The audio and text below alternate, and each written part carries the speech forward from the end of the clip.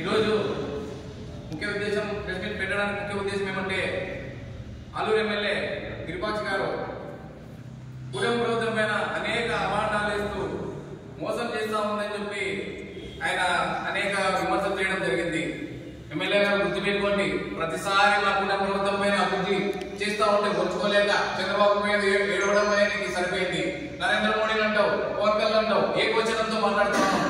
కొంచెం మాట్లాడే ముందు ఎవరు ఏంటనేది కొంచెం తెలుసుకొని మాట్లాడండి. ఒకసారి అయితే బాగుంటుంది, ప్రతిసారి ఏదో మీడియాలో మనం మాట్లాడాలని చెప్పి ఏది పడితే అది మాట్లాడి అవస్థ వాళ్ళ ప్రజల ముందు తీసుకోవడానికి పోయి మీరు ఇట్లాంటి విమర్శలు చేయడం మంచి పద్ధతి కాదు.